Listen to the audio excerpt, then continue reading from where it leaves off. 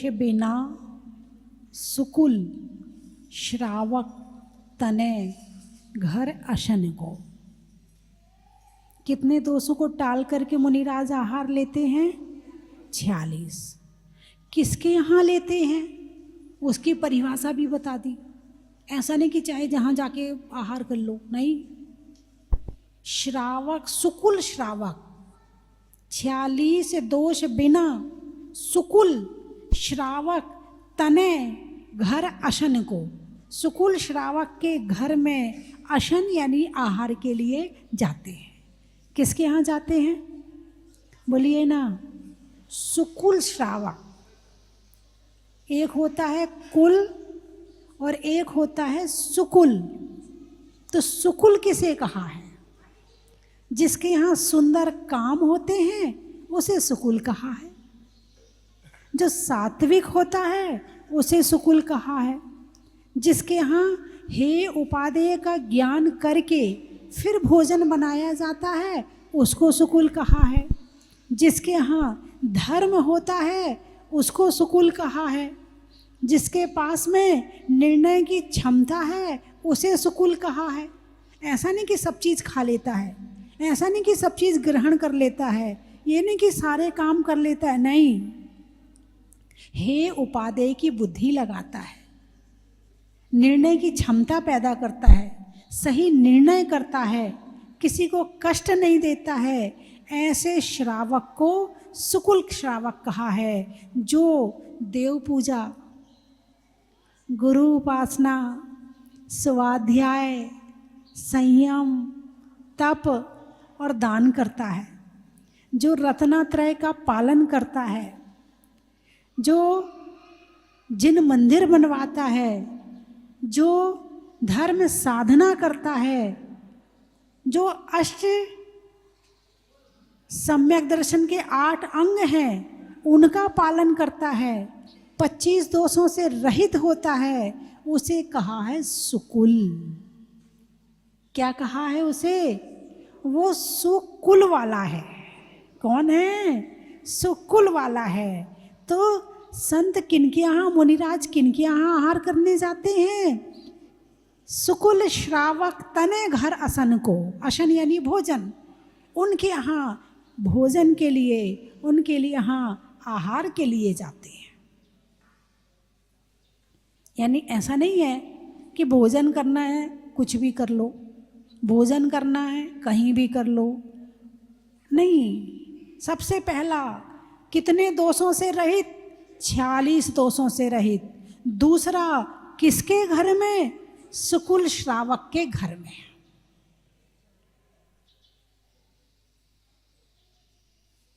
पहले के समय में ये नल नहीं थे,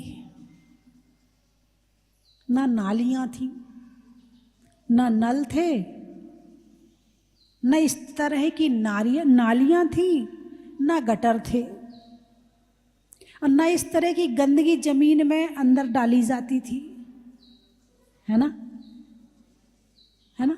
और मकान कैसे होते थे? जहाँ सूर्य का प्रकाश भी आता था, जहाँ हवा भी आती थी। ना बेडरूम होते थे। क्या पहले बेडरूम नहीं होते थे? कमरे तो होते थे, बेडरूम नहीं होते थे। बेड का मतलब, देखो मैंने कुछ नहीं कहा है, हैं? आपने कह दिया बेड का मतलब बुरा, है ना। तो पहले अब कौन से रूम होते हैं? बेडरूम होते हैं। और पहले बेडरूम नहीं होते थे। तो पहले कहाँ सोते थे, कैसे सोते थे? तो ज़्यादा से ज़्यादा बरामदे में सोते थे। ज़्यादा से ज़्यादा लोग कमरों का प्रयोग केवल सामान रखने के लिए करते थे, अथवा अधिक सर्दी आई तो कमरे के अंदर सोते थे, वरना सारे के सारे बरामदे में सोते थे। तो आपके जैसे तखत नहीं थे क्या? क्या दीवान कहते? दीवान क्या कहते हो? दीवान। दीवान नहीं थे क्या पहले? थे। खाट होती थी। क्या होती थी पहले?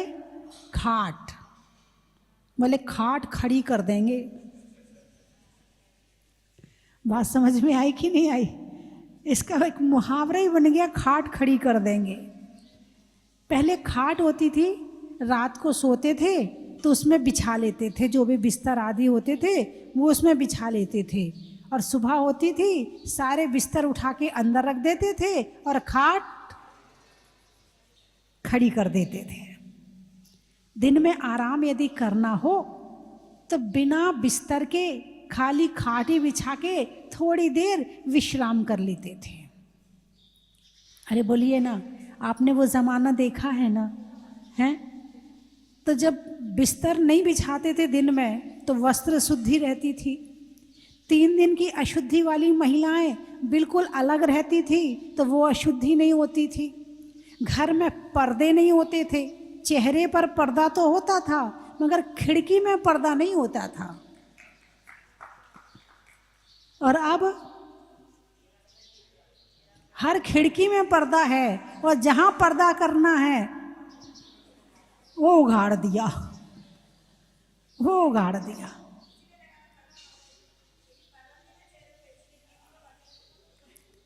अब फैशन है, पर्दे का फैशन है। जिसके घर में पर्दा ना हो उस घर में बोले पर्दा भी नहीं लगाया, कैसा घर बनाया, एक भी पर्दा नहीं है कमरे में।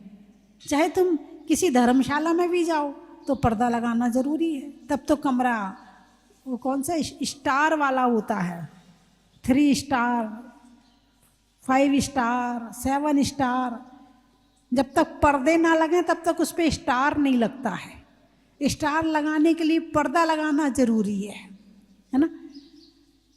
तो पहले अशुद्धि कम थी, कुएं का पानी था, छान कर पानी लाते थे तो पानी भी घर में शुद्ध मिल गया।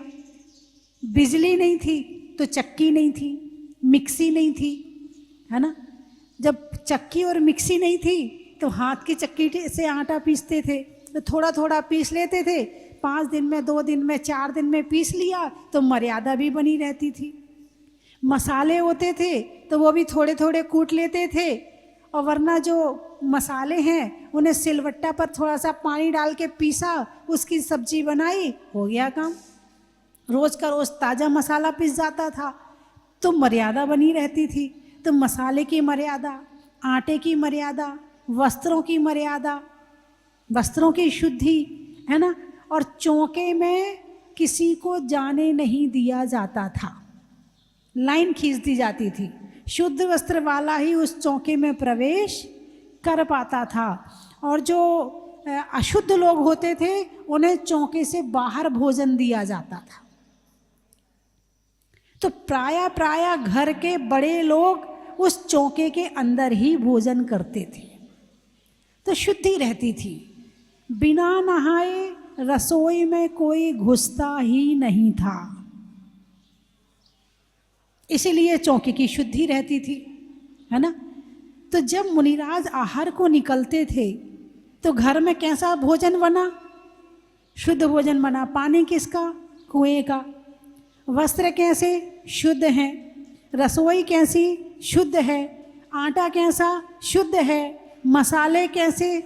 शुद्ध हैं। तो जैसे ही आहार का टाइम हुआ तो घर के बड़े लोग बाहर जाके पड़गाहन की क्रिया करते थे। साधु शहर में हो अथवा ना हो, क्या साधु शहर में हो अथवा ना हो, क्योंकि पहले शहर में साधु रहते नहीं थे। साधु कहाँ रहते थे? जंगल में रहते थे, है ना? घर से 2-3 किलोमीटर जंगल होता ही होता था। आहार का समय हुआ, संत आ गए, और जितने सुकुल श्रावक होते थे वो पड़गाहन के लिए खड़े हो जाते थे। उनका नियम होता था, जब तक पड़गाहन की क्रिया नहीं कर लेते थे तब तक वो घर में भोजन ना करते थे ना घर में किसी को देते थे। घर के बाहर गए, इंतज़ार किया, आहार की बेला टाली, उसके बाद अंदर आते थे, फिर वो भोजन करते थे। करते नहीं थे, पहले कराते थे। पहले घर के बड़े बुजुर्गों को भोजन कराया जाता था। बच्चा मांगता भी था, अरे तेरे दादाजी ने नहीं खाया, रुक जा अभी, तेरे पिताजी ने नहीं खाया, अभी रुक जा, अभी देते हैं तुझे भोजन। बोलिए हाँ या ना? यानी भोजन की मर्यादा के साथ साथ बड़ों की मर्यादा भी होती थी। और अब घर में ना सूर्य का प्रकाश है, ना घर में नहा धोकर चौके में जाने का कोई नियम है। बच्चे को सुबह सुबह भेजना है, पहुंच गए, पराठा बनाना, ये बनाना, आटा भी छू लिया, मसाला भी छू लिया, सब छू लिया, बिना नहाए सारा काम कर लिया, है ना। पानी कहाँ का है? नल का है। नल की पाइपलाइन कहाँ से आती है? नाली में से आती है। बिल्कुल ठीक बात। और एक आध कहीं लीकेज हो रहा हो तो उस नल के पानी के साथ साथ, नहीं नहीं मैं कुछ नहीं कह रही है, हाँ, है ना। अच्छा, पानी शुद्ध नहीं, घर शुद्ध नहीं, रसोई शुद्ध नहीं, आटा कहाँ का है? बाजार का। कौन पीसे? हमसे नहीं होता, हमें नहीं चाहिए चक्की वक्की, तुम तो पिसा पिसाया ले आए करो। ये कौन आडंबर करे, कौन माथा फोड़ी करे, हमसे नहीं होता। तुम तो बाजार का आटा ले आओ। मसाले कौन से? बाजार के हैं। मसाला अशुद्ध, पानी अशुद्ध, आटा अशुद्ध है, घर अशुद्ध, और बेडरूम से निकल के आए हैं सीधे। अब घर में जब से बेडरूम आया है तब से सारा घर बेड हो गया है। हाँ या ना? घर बनवाते समय ये ध्यान रखते ड्राइंग रूम कहाँ बनवाना है, बेडरूम कहाँ बनवाना है ना। और उसके साथ में बच्चों का रूम कहाँ बनवाना है, रसोई कैसी बनवानी है, ये ध्यान नहीं रखा जाता है कि साधु संत आएंगे तो उन्हें किस कमरे में बिठाना है और आहार कहाँ करवाना है। घर से क्या निकाल दिया आपने? यदि आपने इस तरह मकान नहीं बनवाया तो आपने घर से क्या निकाल दिया? धर्म निकाल दिया। गुरु किस बात का प्रतीक है? धर्म का प्रतीक है। आहार दान किस बात का प्रतीक है? धर्म का प्रतीक है। अब तुमने घर में से धर्म निकाल दिया, बचा कर्म। जहाँ कर्म ही कर्म यानी पाप ही पाप होता है, वहां बीमारियां होती हैं, वहां परेशानियां होती हैं, वहां दुख तकलीफ सारी चीज आ जाती है। और जिस घर में धर्म होता है वहां पॉजिटिव ऊर्जा होती है, वहां शांति होती है, वहां समृद्धि होती है, वहां पर सुख होता है। तो आज घरों में से क्या निकल गया? शुद्धि निकल गई, अशुद्धि आ गई। धर्म निकल गया, कर्म आ गया। अब बचा क्या घर में? बीमारियां बची। कर्म कहाँ से निकलेगा? शरीर से निकलेगा। और कहाँ से निकलेगा? कलेश से निकलेगा, संघर्ष से निकलेगा, दुख से निकलेगा, बीमारी से। कर्म कहीं से तो निकलेगा ना। कर्म को निकलने के लिए रास्ता तो चाहिए ना। जब आपने धर्म ही निकाल दिया तो पुण्य निकाल दिया, और पुण्य निकाल दिया तो फिर क्या बचा? पाप। अरे बोलिए ना। तो जो कहा गया कि श्रावक तने घर असन को, सुकुल श्रावक। अब आप कौन से श्रावक हो गए? सुकुल हो गए। ये मैं नहीं कह रही हूँ, अकेले जैन लिखने से काम नहीं होता है, जैन की चर्या निभाना भी जरूरी है। कल जो अपने बीच में आए थे, एक पर्सनालिटी थी कर्नाटक की, डीएसपी, जो राजीव गांधी और नरसिम्हा राव और उनके परिवार के सुरक्षा के जो उनके सिक्योरिटी में होते हैं बड़ी बड़ी पर्सनालिटी, वो उनमें से एक थे। उन्होंने बताया, बोले एक बार मैं राजीव गांधी के साथ कनाडा गया तो वहां एक क्रिश्चियन से बातचीत हुई मेरी, वो भी सेना में था, ये भी यहाँ थे, दोनों की आपस में बातचीत हुई। तो उसने अपने धर्म के क्रिश्चियन के विषय में इतना अच्छा बताया, इतना अच्छा बताया। उन्होंने बताया ऐसा लगा कि मैं जैन धर्म छोड़ के क्रिश्चियन धर्म ग्रहण कर लूं। इतने अच्छे से उन्होंने अपनी प्रेजेंटेशन दी। फिर उन्होंने पूछा आप कौन से धर्म से हैं? तो उन्होंने कहा मैं जैन धर्म से। अच्छा, तो जैन धर्म क्या है? बोले जैन धर्म में लिखा है पानी छान के पीना और रात्रि भोजन नहीं करना और भगवान के दर्शन करना। बोले ये धर्म नहीं है, ये आचरण है, ये धर्म नहीं है। बोले धर्म क्या है? बोले धर्म बताओ, धर्म क्या है? वो बेचारा दुखी हो गया, कभी ना पढ़ा ना लिखा, ना कभी जानने का प्रयास किया, ना कभी धर्म को समझने का प्रयास किया। बस घर वालों ने कहा रात को नहीं खाना तो रात को नहीं खाते हैं, घर वालों ने कहा मंदिर जाना तो चले जाते हैं, घर वालों ने कहा पानी छान के पीना तो पी लेते हैं। बस जो कहा वो कर लिया, क्यों का करना ये नहीं समझा। वो धर्म होता क्या है? बड़ा दुखी हुआ, मैं बड़ा बेकार हूं, मेरा जीवन बेकार है, मैंने आज तक धर्म को जाना नहीं, समझा नहीं। तो वो रोने लगा, उसको इतना ज्यादा फील हुआ कि वो रोने लगे। उन्होंने कल ही मुझे ये बात बताई, वो रोने लगे। तो उन्होंने कहा रो मत, मैं बताता हूं। आपके यहाँ 3 डायमंड है। क्या है? वो इंग्लिश में बोल रहा था। बोले 3 डायमंड है। तो अब उसके दिमाग में विचार क्या आया, अच्छा ये डायमंड कहाँ सूरत वगैरह में मिलते हैं? कहाँ मिलते? जयपुर में मिलते हैं। तो उसके दिमाग में ये नहीं आया कि ये धर्म की बात कर रहा है, अभी भी उसके दिमाग में यही आया कि ये हीरे की बात कर रहा है। बोले 3 डायमंड है तुम्हारे यहाँ। फिर बोले ये 3 डायमंड वो वाले नहीं जो बाजार में मिलते हैं, ये रत्नात्रय है। क्या है ये? 3 रत्नात्रय हैं, सम्यक दर्शन, सम्यक ज्ञान और सम्यक चारित्र। किसने बताया? क्रिश्चियन ने बताया। कहाँ के क्रिश्चियन ने बताया? कनाडा के क्रिश्चियन ने बताया। फिर बोले आपके यहाँ कौन सा ग्रंथ सबसे ज्यादा, जिसके अंदर सारे सार समाहित हो जाए, ऐसा कौन सा ग्रंथ है आपका? जैसे हमारे यहाँ बाइबिल है, कहीं कुरान है, कहीं गीता है, आपके यहाँ कौन सा है? अब उसने कभी शास्त्रों के नाम ही नहीं सुने थे, वो जानता ही नहीं था कि कौन से नाम के शास्त्र होते, उसने कभी नाम ही नहीं सुने थे। अब फिर दुखी हुआ वो। बोले चिंता मत करो, मैं बताता हूँ। तुम्हारे जैन धर्म में तत्वार्थ सूत्र ऐसा ग्रंथ है जिसको पढ़ने के बाद जैन धर्म का सार समझ में आ जाता है। कौन बता रहा है? क्रिश्चियन बता रहा है। क्रिश्चियन बोला तुम्हारे इस शास्त्र में क्या लिखा है ये भी मुझे पता है, तुम्हें अपने धर्म बताना नहीं आता। तुमसे कोई पूछ ले कि तुम जैन धर्म में हो तो जैन धर्म का सार बताओ, क्या कहता है जैन धर्म, तुम वो नहीं बता पाते हो तो किस बात के जैन हो तुम? जब तुम्हारे मन में विचारों में धर्म नहीं है, तुम्हारे ज्ञान में धर्म नहीं है, तो तुम क्या करोगे धर्म के नाम पर?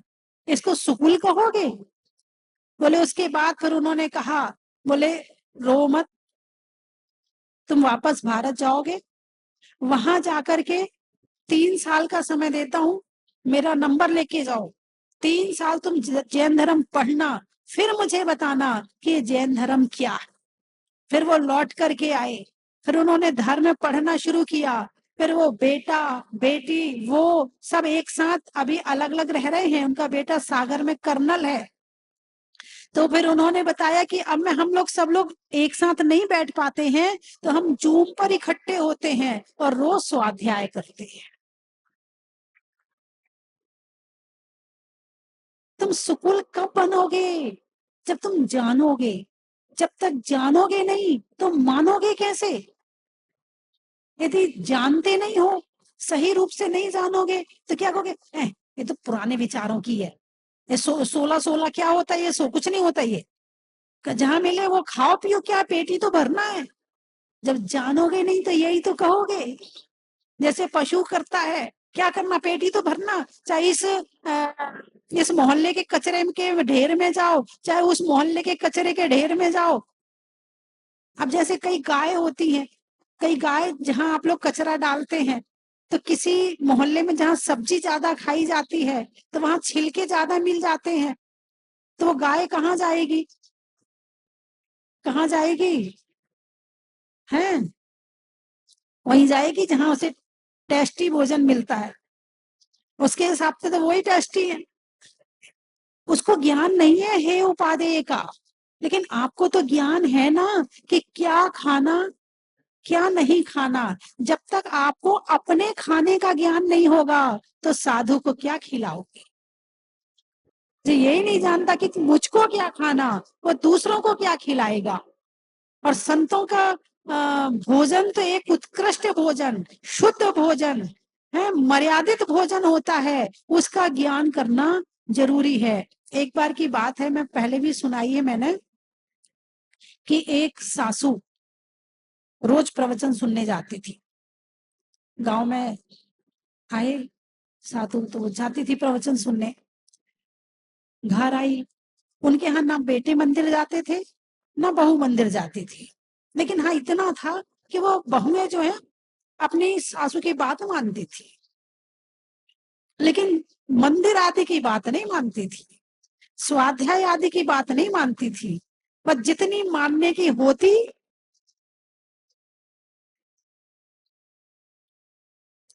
उतना ही मानती थी।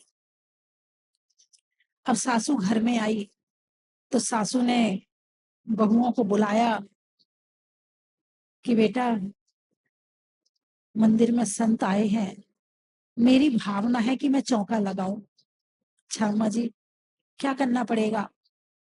बोले ऐसा करना कि शुद्ध कपड़े, शुद्ध भोजन और शुद्ध मसाले होने चाहिए, तुम लोग तैयारी कर लो तो फिर अपन बुला लेंगे।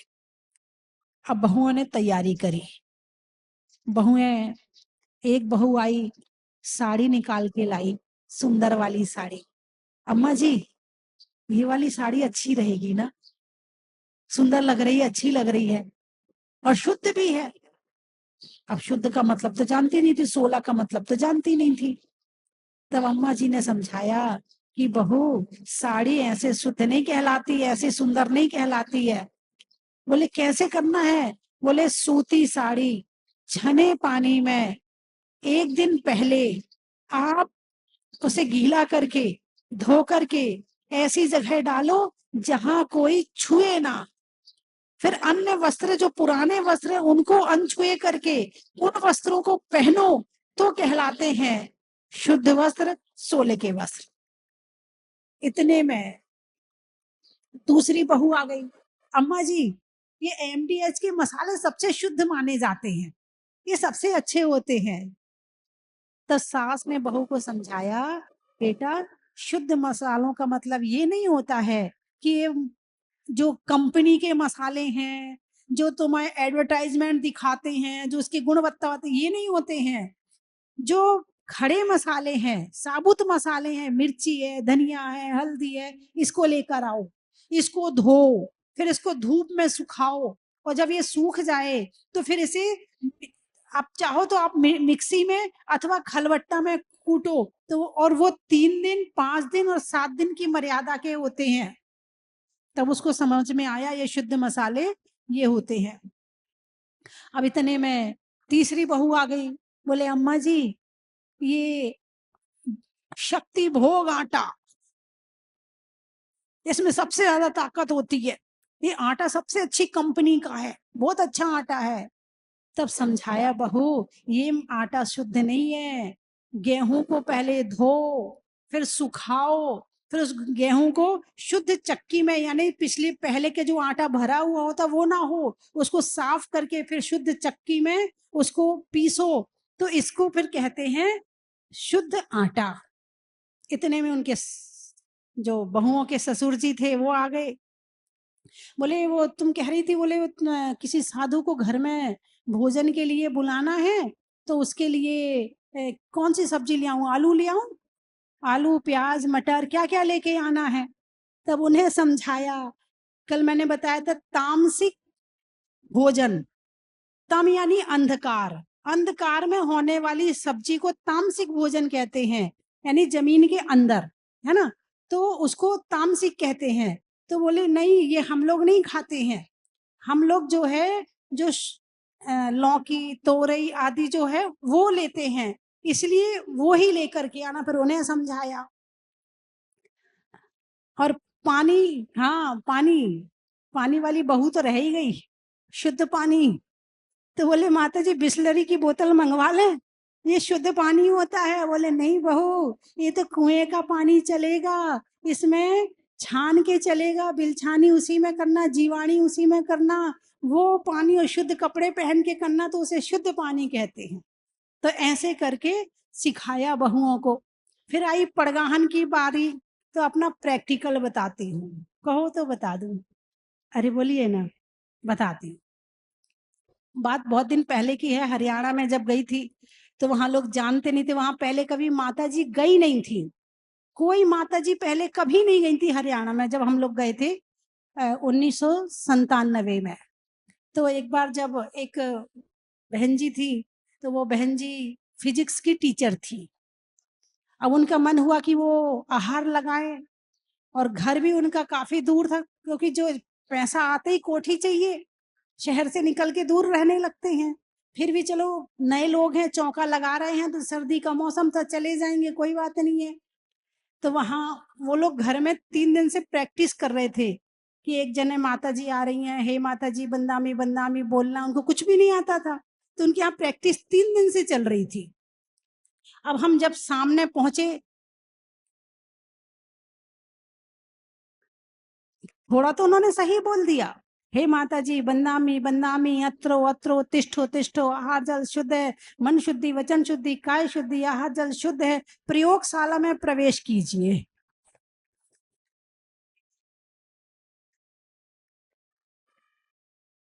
अब हम तो समझ गए थे कि फिजिक्स की टीचर है, इनको दिन भर प्रयोगशाला ही में रहना पड़ता है, इसीलिए ये प्रयोगशाला। कोई बात नहीं है। एक जगह की और घटना सुनाऊं, कि भाई जाके पूछा कि माता जी को परगाहन में क्या बोलते, कैसे बोलते। बोले बदनामी बदनामी बोलते। अब उनने जल्दी जल्दी में क्या सुना क्या नहीं सुना। जैसे ही हम वहां सामने पहुंचे, हे माता जी बदनामी बदनामी बदनामी, ये माहौल था हरियाणा का। जब हम लोग गए थे तब ये माहौल था हरियाणा का। एक बार हमने कहा हूँ, रात्रि भोजन करते हो? तो बोली हमारी, लड़की से पूछा हमने, तो बोले पहले हमारी मम्मी को त्याग करवाओ। उसकी मम्मी से कहा हूँ, बोले हमारी जिठानी को त्याग करवाओ। हमने कहा हूँ, बोले हमारी सास का तो त्याग करवाओ।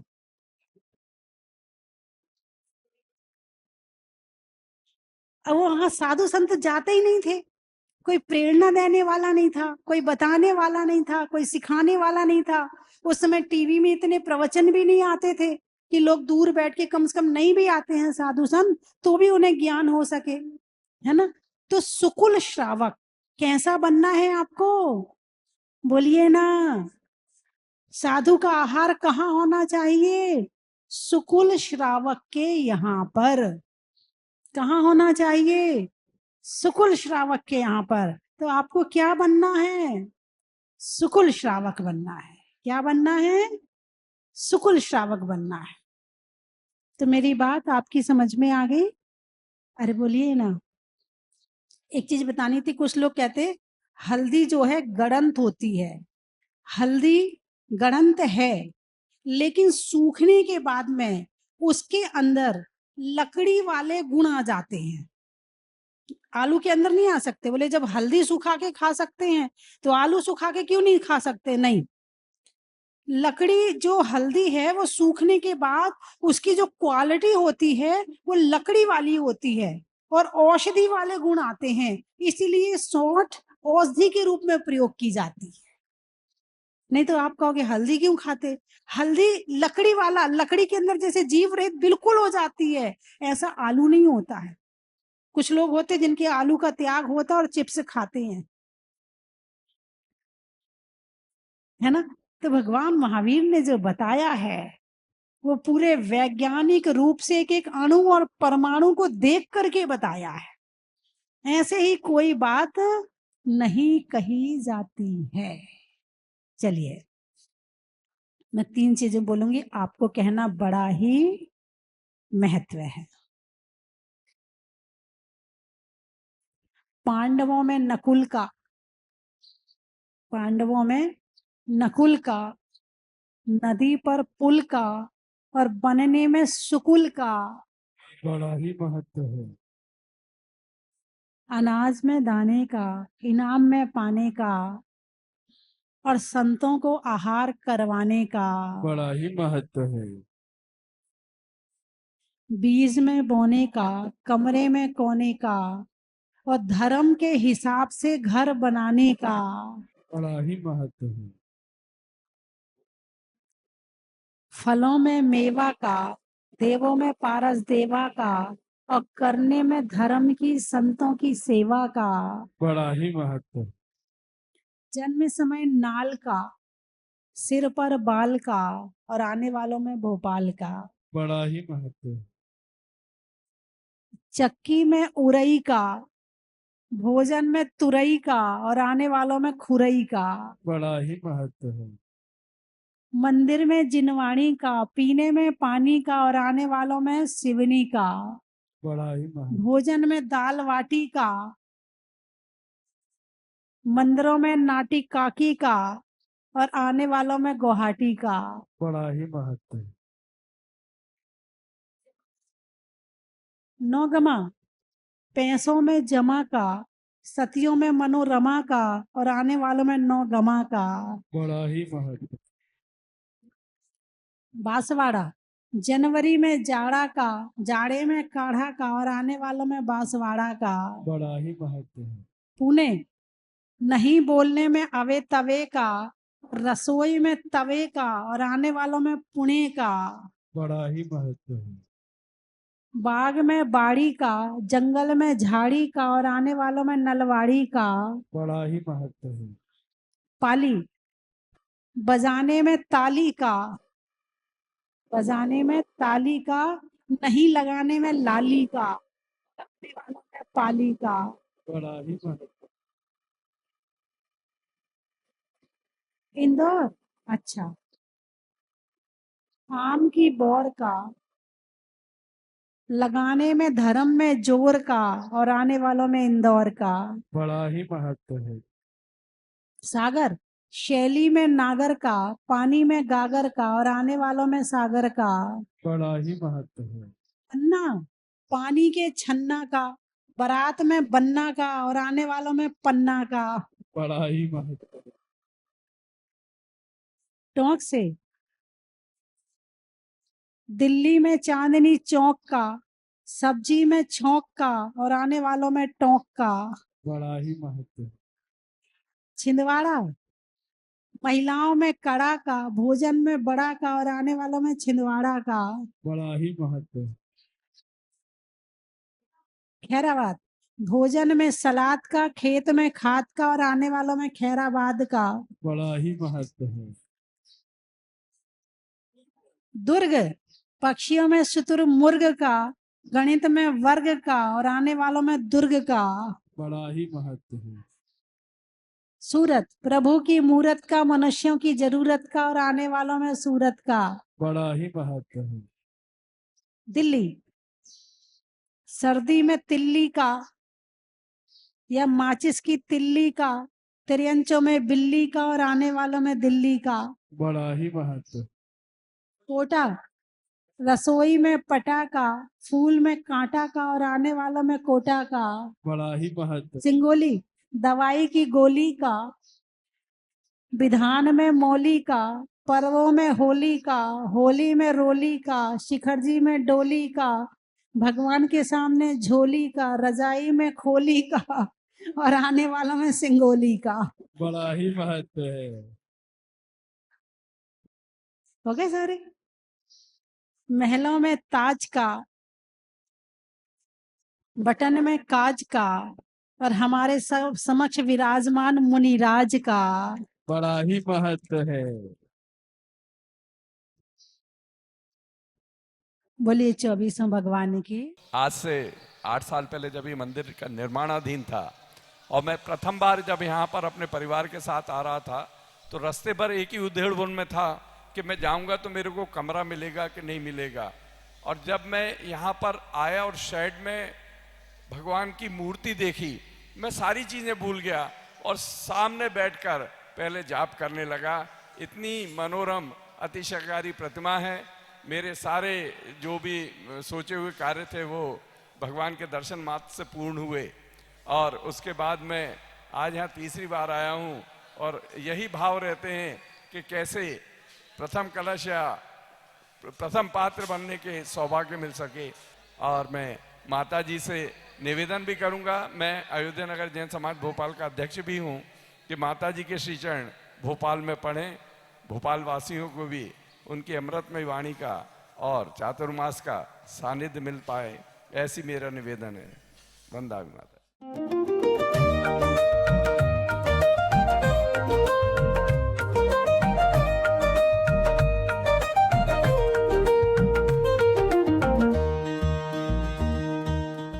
कंचन की थाल को सजाओ रे आज, रत्नों की थाल को भर लाओ रे आज। आओ आओ करे रे गुणगान आरती भगवन की।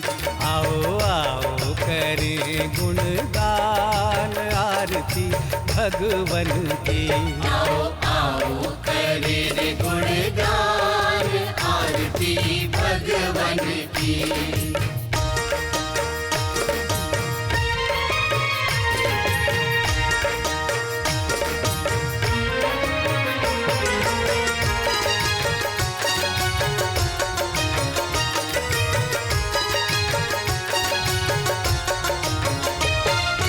पिता सुमित्र के राज दुलारे, माँ पद्मा जी के नैनों के तारे।